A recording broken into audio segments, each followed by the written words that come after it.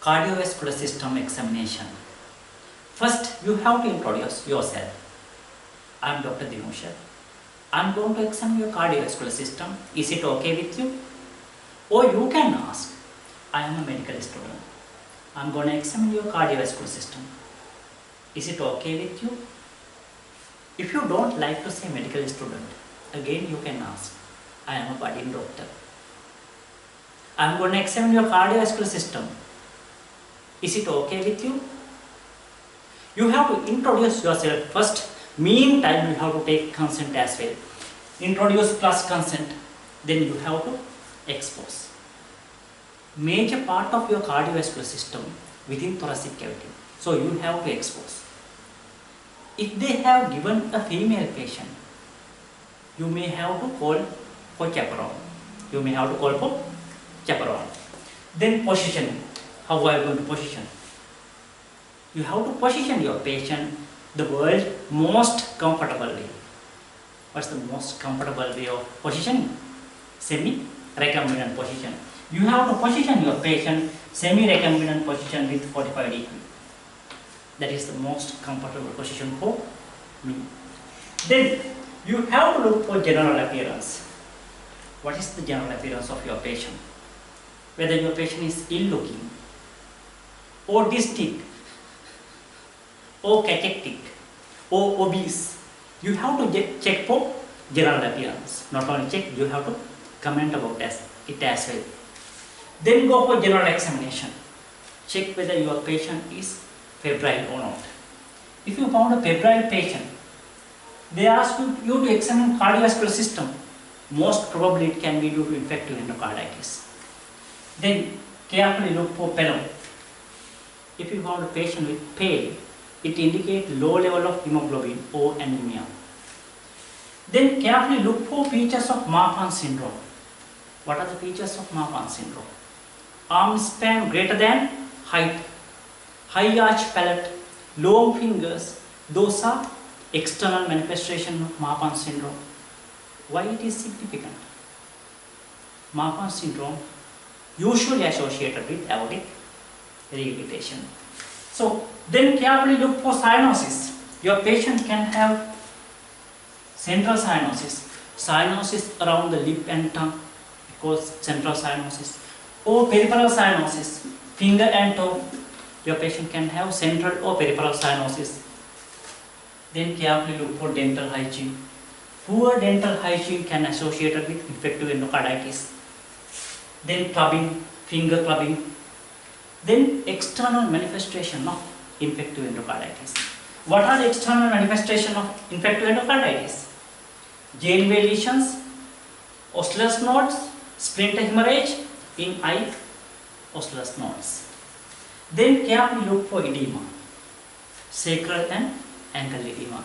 What will it indicate? If a patient having sacral and ankle edema, that means right heart failure or congestive cardiac failure there will be. Then you have to move to the pulse. There are two kinds of pulse, arterial pulse and venous pulse. Arterial pulse you can palpate, venous pulse you can't palpate, only visible. Arterial pulse you can palpate, venous pulse you can't palpate but you can visible. So arterial pulse, I am going to palpate my radial artery. Rate how much? 1, 2, 3, 4, 5, 6. You have to count at least 30 seconds, 50 to 30 seconds. Then you have to multiply it. My pulse rate now is, it is 72. Pulse rate 72. Rhythm? Yes, it is regular rhythm. Volume? If you want to comment about the pulse volume, don't choose radial artery. You have to palpate carotid artery. It is in good volume. Then character, pulse character. Again you have to palpate the radial artery. Character, it may be slow rising in aortic stenosis or collapsing in aortic regurgitation. You have to check the character. Then you have to check the delay, radial delay, radiofemoral delay. It will indicate, if there is a delay, it will indicate what? Coarctation of aorta. Some delay of pulse transmitted to the other side. it will indicate coarctation of aorta. Then carefully look for visible arterial pulsation in the neck. What is that sign called? Corrigan sign. It indicates your patient having aortic regurgitation. Visible pulsation in the neck sign is called Corrigan sign. It indicates aortic regurgitation. Then carefully look for venous pulse. Try to locate it. It will be somewhere around the neck. Then measure it. Examiner will ask.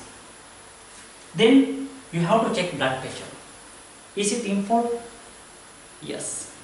If you found a patient with narrow pulse pressure means systolic blood pressure minus diastolic blood pressure. Systolic blood pressure 100, diastolic 80. Narrow pulse pressure is there. It will indicate some obstruction to the flow. That means aortic stenosis or aortic sclerosis. Aortic stenosis or aortic sclerosis. If you found a patient with wide pulse pressure, systolic 180, diastolic 80, that means there is wide pulse pressure. It indicates aortic regurgitation. It indicates aortic regurgitation. If you found pulse pressure greater than diastolic blood pressure, there will be significant aortic regurgitation. I will repeat it again. If you found a patient with blood pressure like this 180 by 80, the difference between those two is 100. This 100 is greater than 80 diastolic blood pressure. That means pulse pressure greater than diastolic blood pressure. That means there will be significant aortic regurgitation. So once you complete blood pressure, you can move into the precordial.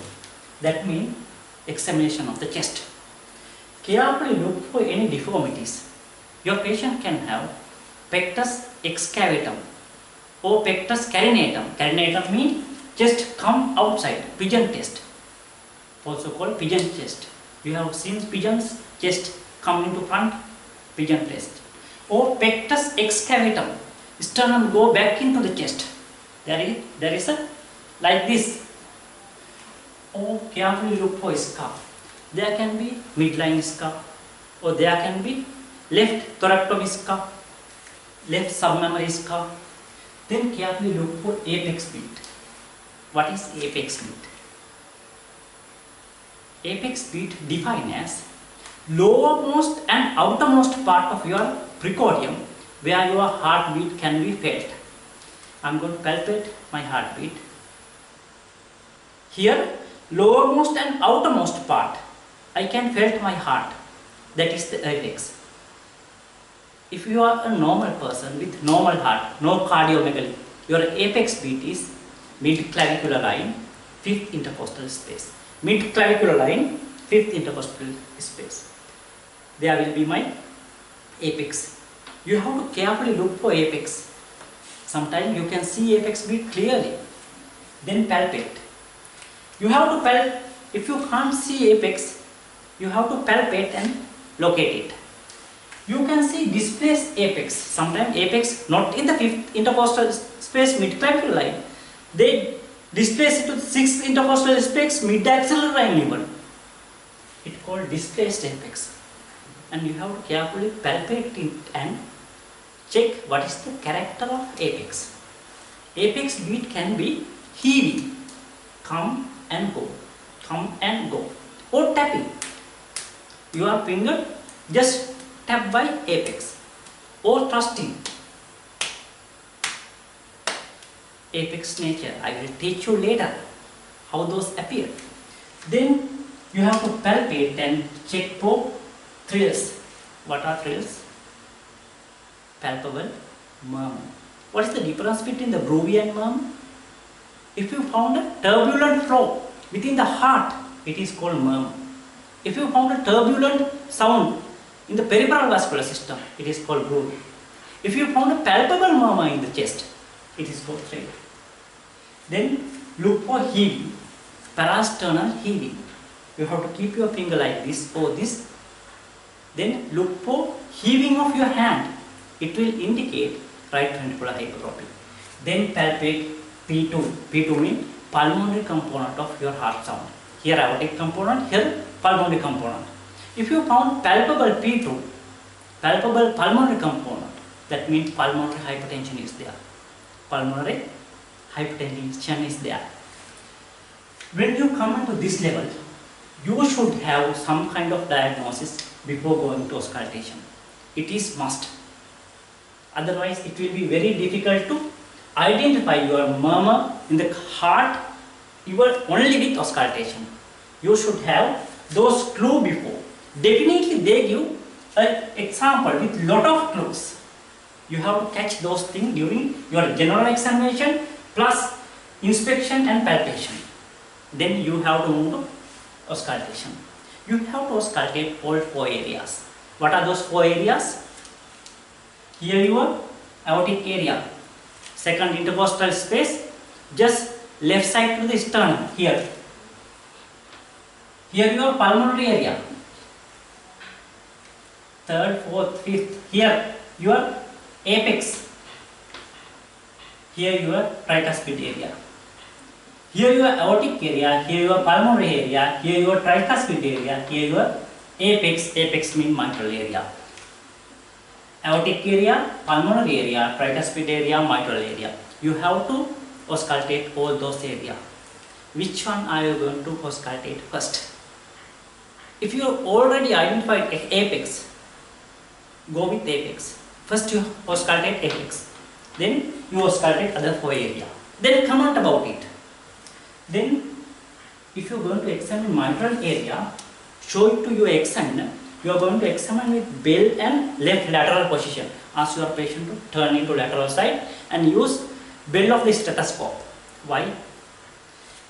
Patient with mitral stenosis have mid-diastolic murmur, soft murmur, sometimes only can hear with bell in left lateral position. Show to your examiner. You are going to examine that as well. They will give mark for you. Then for the aortic regurgitation, ask your patient to seated and bend forward. Seated and not like this. Ask your patient to seated and bend forward. Your murmur will loud then. Ask your patient to expirate. Your murmur will more loud then. How it happen? Some murmurs are more loud during the expiration. Some murmurs are more loud during the inspiration. What happens in this inspiration? You create negative pressure in your thoracic cavity. All the venous blood rapidly come into the right heart. Then right side flow become more turbulent. With the inspiration, right-sided murmurs are more pronounced. With the expiration, what happens? You create little bit positive pressure in the chest, not positive pressure. You reduces the negative pressure. That means relative positive pressure is there. Then what happens? Blood which was pooled in your lung now going to your left atrium and left ventricle. Then what happens? Left ventricular flow murmurs, left ventricular turbulent flow now become more turbulent. So left side murmurs you can hear best with the expiration. Right side murmur you can hear best with inspiration. Next, try to time in with carotid. Keep your stethoscope here. Palpate carotid pulse. Try to time it. Your murmur with the carotid upstroke or carotid downstroke. I will explain it. Try to calculate your own carotid. Carotid artery go up, go down. Carotid artery go up, go down, go up, go down. If you found abnormal heart sound with rising part of carotid pulse, if you found a murmur with the rising part of carotid pulse, it is a systolic murmur. If you found a pulse with the dropping part of carotid pulse, found, but it is in the dropping part of carotid pulse, it is diastolic murmur. So try to time it and try to grade it. How severe murmur, how it sound it, whether you can palpate it even, you have to grade it. And carefully look for radiation. For the radiation, whether it is radiating to the axilla, or whether it is radiating to neck. Aortic stenosis murmur regurgitating to the neck. Which murmurs radiate to axilla? Can you comment? Comment below. Which murmurs radiate to axilla? Aortic stenosis murmur radiate to neck. Aortic sclerosis also you can hear ejection systolic murmur, but it not radiate. Aortic sclerosis. But aortic stenosis, you can hear murmur here, ejection systolic murmur. Even then it radiate into neck as well. Aortic stenosis. Then try to identify where it is best heard. Which murmur, where it is best heard. Then check whether it is increased with expiration or inspiration. Now you already know which murmurs are increased with the expiration, which murmurs are increased with expiration. I will rapidly go through my video again. Introduce consent. You have to expose, you have to call for chaperone. Position, then the general appearance, ill or dyspneic, cachexic, obese. Then general examination, febrile, pallor, Marfan's, features of Marfan's syndrome. Then cyanosis, then dental hygiene, then clubbing, then features of infective endocarditis like GN lesion, sphincter hemorrhage, oscillus node, rod spots. Then carefully look for edema, sacral edema and ankle edema, both. It will indicate right heart failure or congestive cardiac failure. Then pulse, arterial and venous. Arterial pulse, rate, rhythm, volume, character, delay, any visible pulse in the neck, that is called Corrigan sign. Then venous pulse, you can't palpate, try to see it in the neck, try to locate it and then measure it. Then blood pressure. Wide pulse pressure indicate aortic regurgitation, narrow pulse pressure indicate aortic stenosis. Then move to the precordium. Check, are there any deformities, scar, and try to locate apex. Sometimes you can see apex beat. Then palpation, apex, whether it is displaced, what is the character, tapping, thrusting or heaving. Then look for thrills, palpable murmur. Look for heave, it will indicate right ventricular hypertrophy. Try to palpate P2, pulmonary component of second heart sound, it will indicate pulmonary hypertension. Then auscultate, all four area, aortic, pulmonary, tricuspid and mitral. Mitral area, you show to your patient examiner. You are going to examine it with bell and left lateral position for mitral stenosis murmur. Mitral stenosis murmur is mid-diastolic murmur. Aortic regurgitation, again seated and bending forward. With the expiration you have to measure. Then try to time it with the carotid, grade and radiation, and where it is best heard, what happened to it with respiration. Thank you very much.